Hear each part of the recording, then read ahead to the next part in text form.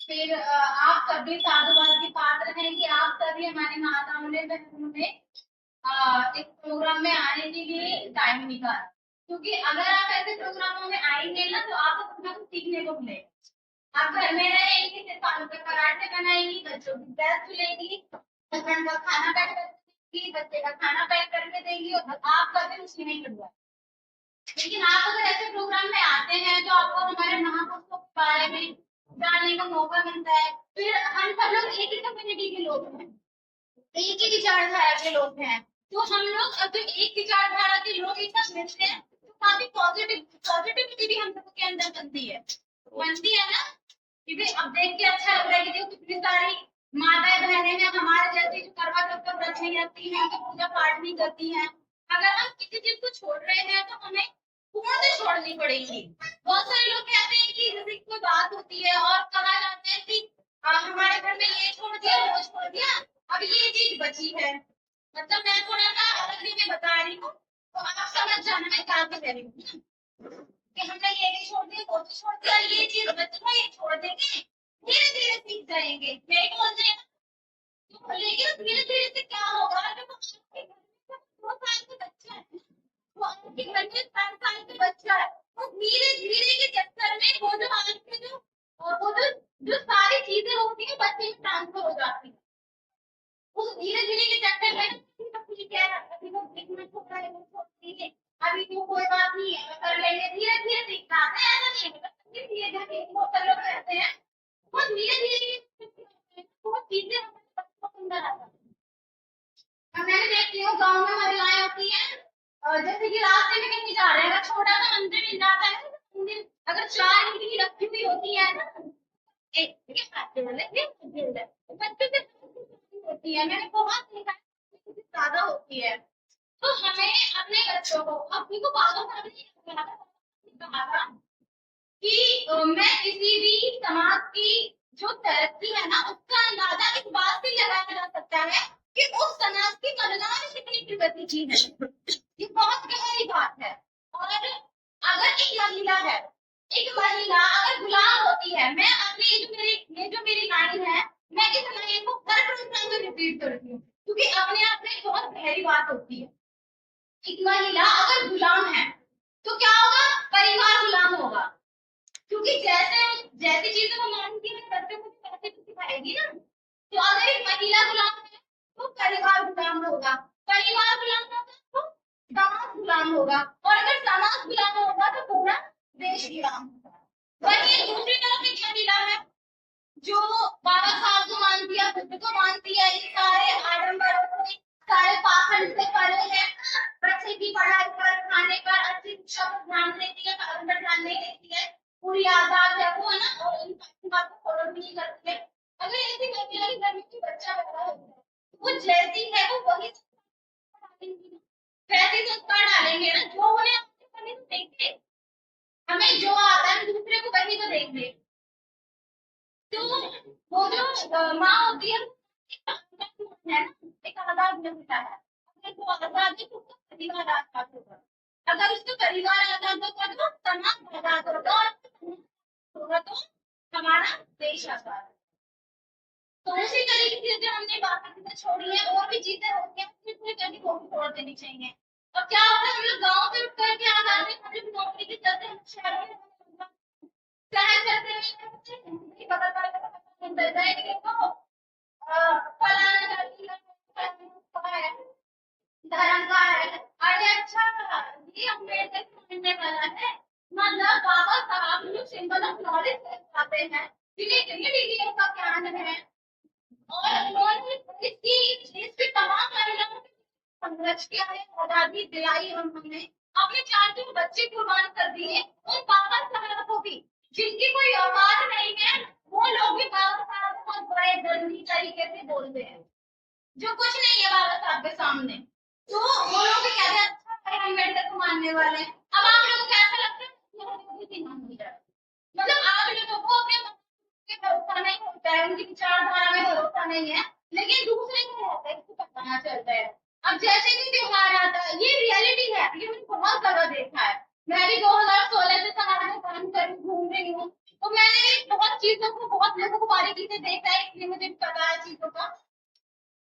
तो अब वो क्या करेंगे, अभी तो दिवाली नहीं मनाएंगे, दिवाली नहीं मनाएंगे। अब पड़ोसी बोलेंगे भैया घर पे तो मोमबत्ती मिल गई, सजा रहे, तो कैसे लोग हैं ये तो मानते ही नहीं है, ये तो भगवान को नकार रहे हैं। तो बन जाता है ना, कि ये ऐसे ना कहने लगे, वैसे ना कहने लगे। तो हमने दीप दान का मना लिया, बगल वाले को पता है कि हाँ दिवाली है, लेकिन नहीं नहीं है, दीप दान कब होता है। तो हमने जो अल्टरनेट दे रखे हैं ना त्योहारों के, कि ठीक है ये छोड़ दिया, तो जैसे पहले मैंने देखा वो लंबी लंबी मांग खड़ा कर रही थी, पहले ये होता था, लेकिन आज छोटा सा लगा रही थी यहाँ पे। तो मतलब कि ऑप्शन रहता है, दूसरी करने में तो दूसरी चीज। तो हम लोग भी हमारे बाहर के लोग रह रहे हैं, सोसाइटी में रह रहे हैं, अच्छी जगह रह रहे हैं, तो वो इन चीजों को फॉलो करते हैं। हम लोगों ने होली छोड़ी, तो हम लोग 14 अप्रैल में किसी के बर्थडे भर भर के मना रहे थे। कितनी गलत बात है। मतलब हम लोगों को धर्म, अगर हम धर्म बदल रहे हैं ना, तो हमें अपने कर्म भी बदलने चाहिए। अगर हमने धर्म बदला है तो कर्म भी बदलना चाहिए। तो उसके लिए अब जैसे आप सबने बात छोड़ी, कदर को जैसा ये आपने फेस्टिवल छोड़ा है, तो बाकी चीजें भी आप छोड़ना शुरू कर दीजिए। अगर हम बहुत है, इधर पंडित जी ने पहचान की, अभी धार्मिक पहचान बताई थी ना, कि यूनिफॉर्म का और धार्मिक पहचान अलग होनी चाहिए। इस देश में देख लो जो सिख रहते हैं, सिख वो मुट्ठी में सिख होते हैं, बहुत कम है संख्या में, लेकिन देखो उनकी अलग पहचान है, पहचान अलग है ना उनकी। टोपी पहनेंगे, बड़े बड़े डाल रखेंगे, कोई भी ढूंढ के लगा देगा कि हाँ भाई ये सिख है। लेकिन हम लोग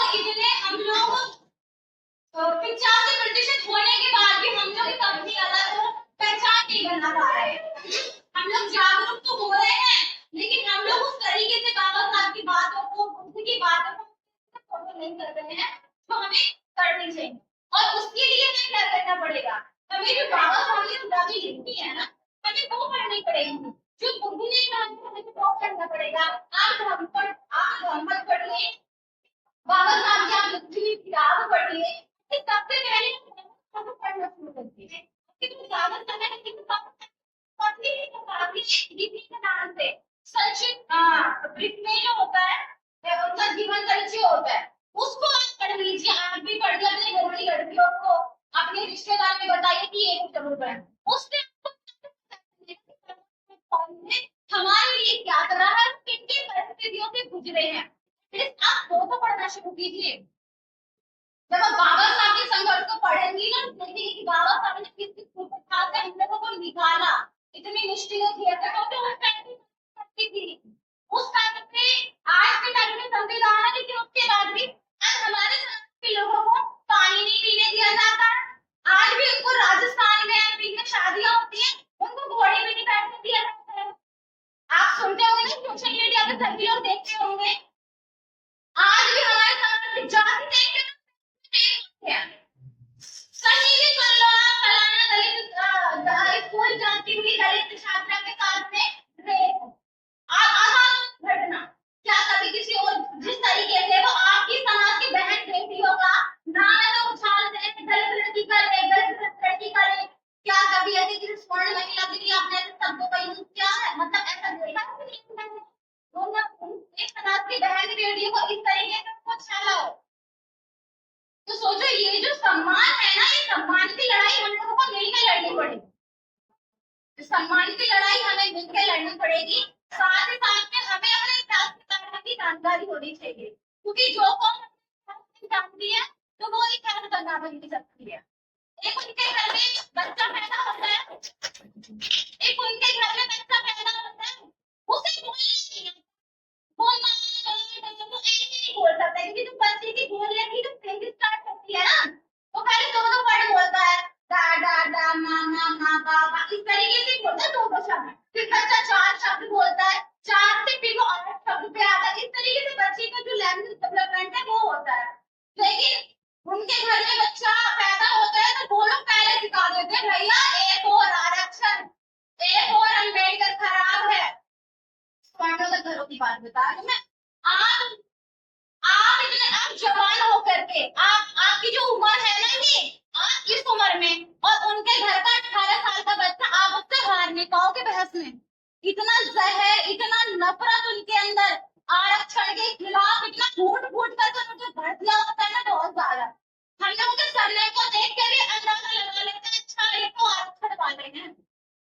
मतलब हम लोग नौकरियां, हम लोग पेपर जो देते हैं सरकारी नौकरी का, उसमें चाहे हमारे जर्नल वालों के बराबर नंबर आए, लेकिन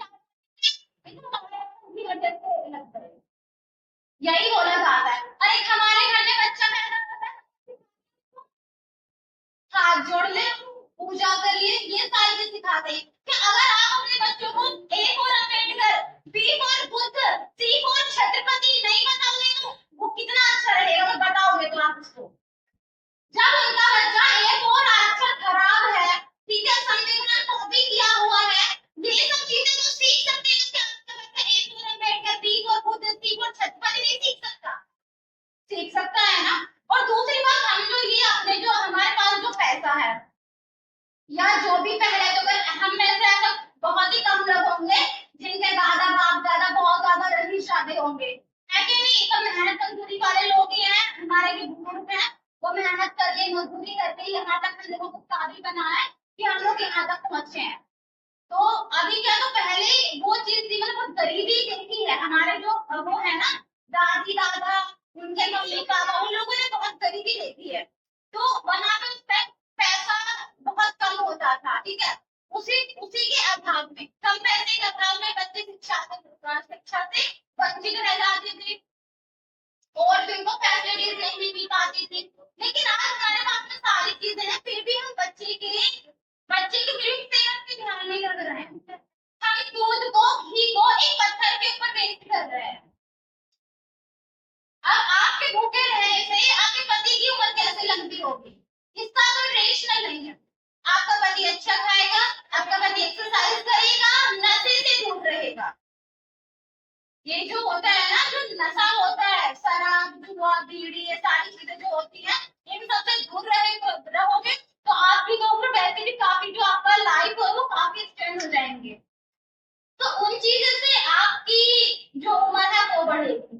ऐसे नहीं किसी दूसरे के भूखे रहने से और आपकी उम्र बढ़ जाएगी। अगर ऐसा हुआ करता ना, तो आप ये देखो कि इस देश में कितनी गरीबी है, इस देश में तो इतने गरीब है, उनको एक टाइम का खाना भी मुश्किल से मिलता होगा।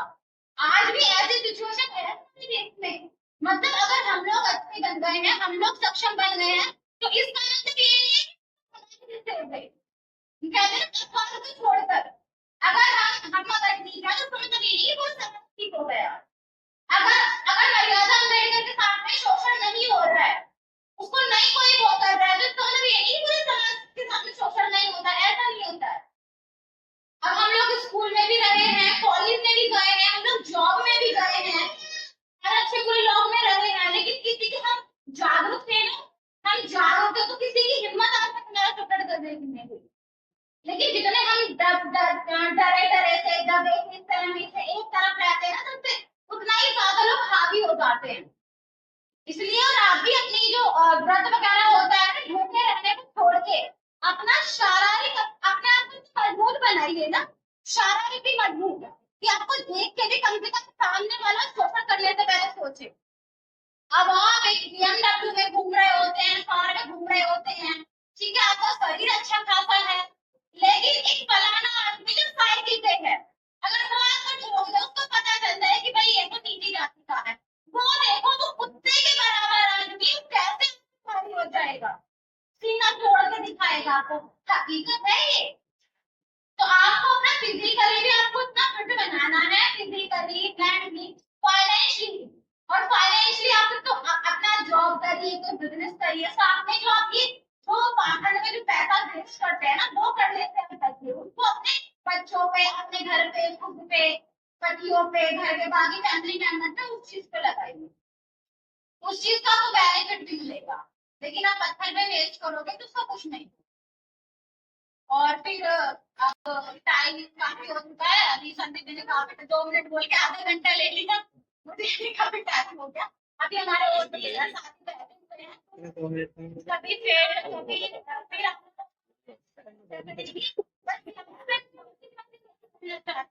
कि आप अपने यहाँ को पढ़िए, भागवत आपको पढ़िए, किसी भी खोजने का तो मान लो, मर्यादा मान लो, सिर्फ का तो मान लो नहीं। मुझे कहते हैं कि जो बात आपकी बुद्धि को जचे वही बात मानो, और उसके लिए आपको क्या करना पड़ेगा, खुद पढ़ना पड़ेगा।